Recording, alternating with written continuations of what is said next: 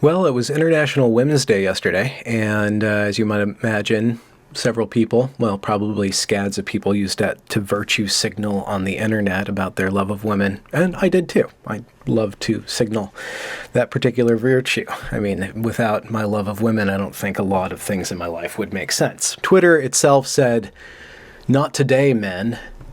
Luckily for me, I was about halfway through my day, so I had already done whatever they were telling me not to do. I'm pretty sure I had already done that specific thing. There was a rally or a march, or it looks like a collection of people with signs somewhere in the UK that I found footage of. And in this particular clip that I want to show you, a woman stands up and calls out her sisters for being very negative against men. And also she urges her sisters to take responsibility for the current transgenderist narrative. And by transgenderist narrative, I'm talking about the gender ideology, not transsexualism in and of itself. I mean the gender ideology that is based on this fluid postmodern notion of deconstructing all these categories for the sake of deconstructing these categories, or ultimately to mess around with those categories in order to redistribute power.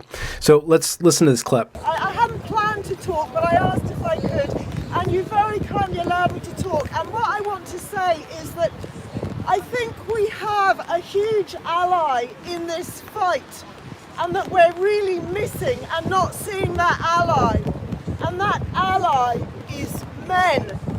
You know, it's a tiny minority of men who are doing this to us. And the vast majority of men are actually on our side. They don't like seeing men dressing up as women. They don't like seeing them going into our toilets. They feel as ashamed by it as we feel horrified. And this is a time when we all need to forget our differences and come together with men and stop slagging them off. So that's the main thing that I want to say, is that it's an ally. Men are an ally and a resource. They need to speak up, Belinda, as well. They need to not be quite so shy as they've been up to now. They need to speak up. But if you think about everything that I've been hearing, and it's why I came to speak, I have heard non-stop slagging off of men. Not just men who want to dress up as women. I've heard non-stop, all the time I've been standing listening, we've been slagging off men. And it's time to stop doing this, because if we want them to join with us, we need to stop slagging them off and realise that they are our allies, and take some responsibility ourselves for what has happened. Because I can tell you that when I studied social anthropology, I was taught that there were no differences between men and women. I was taught this in the 1980s, and it was feminism that taught me that there were no differences between men and women, that it had all been created by culture. That is what I was taught by feminism.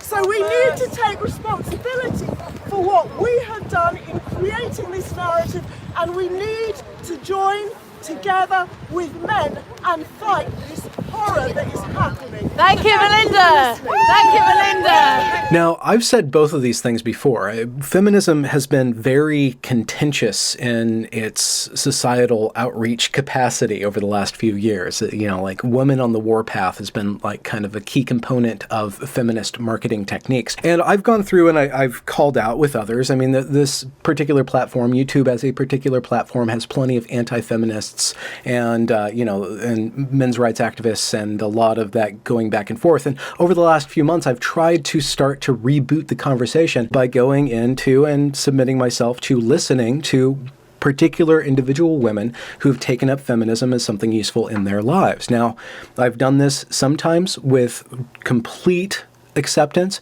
and sometimes I've given a little bit of resistance. And in the past, before I took that tack, I was pretty openly anti-feminist myself, because it is misandrist and there are certain very illiberal tendencies within it. Furthermore, I've also called out the social constructivism within feminism, or a certain wave of feminism. I don't know if feminism is necessarily like a sine wave or not, if one wave is connected to another, or if they're actually discrete entities, chunks of different groups of people going through and cycling through these ideas. But these ideas are all tied together, and various instances of these ideas have called out culture as the main source of the difference between men and women. And taking that to the extreme eventually leads to the denial of biology.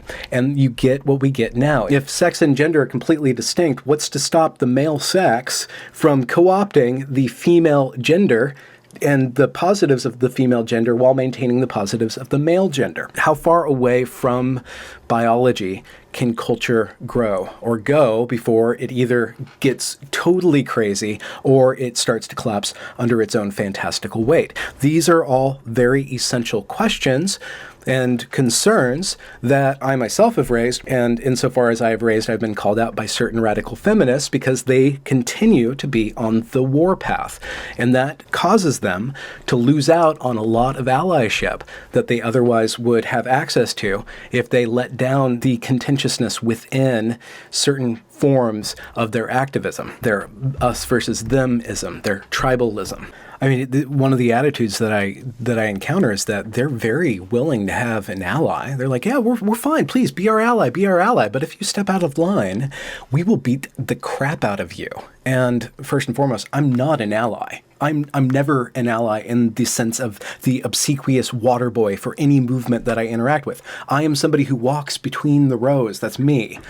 Furthermore, I'm looking at this as a systems issue, as a cultural issue. You have all these different camps that are not getting along, and their not getting along is leading us to experience more and more friction within our cultural discourse. So maybe I'm being a little sneaky. Maybe I'm Trojan horsing anti-identitarianism into these various identity groups. Maybe that is my grand plan all along. But I just have to say, when your movement accepts people into it and then heavily polices their thoughts and their beliefs and jumps all over them the moment they step out of line, it erodes your ability to actually grow your movement stronger, to allow your orthodoxy to expand beyond the rigid bounds and the rigid confines of whatever it is that causes it to refuse criticism or causes it to refuse the ability to accept differing views or bendy views from its rigidity.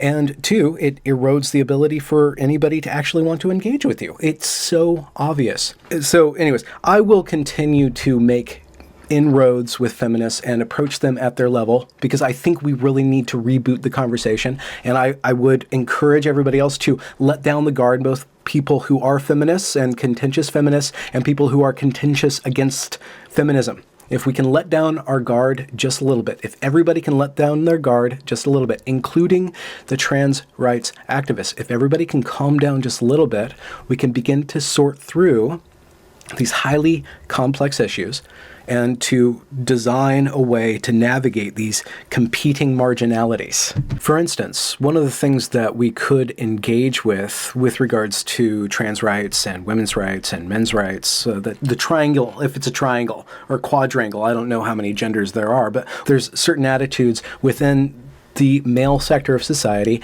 with regards to how we can tend to harass men that don't live up to expectations that if we were more aware of and dialed down, which I think will happen naturally, will actually allow men who experience a lot of femininity to not need to retreat into female spaces. It might take the wind out of the sails of a certain number of men trying to encroach into female spaces or allow men to not need to go that route. If you constantly are so obsessed with your own class's oppression that you aren't able to bear witness, honestly, with the oppression experienced by the other class, there will be a clash of classes constantly. Because these competing oppressions, put front and center, deny the reality of the complexity of individuals within these different categories. A little bit of intellectual humility goes a very, very, very long way. So anyways, this was a Benjamin tidbit. I'm sure I misstepped plenty of times. If you want to correct me or challenge me, the comments are open, and I hope that we can get more discussion happening on this channel and online that will move these issues into a state where they can be resolved rather than infinitely agitated for, for clicks and for kicks and etc. This is Benjamin Boyce signing off. Good night.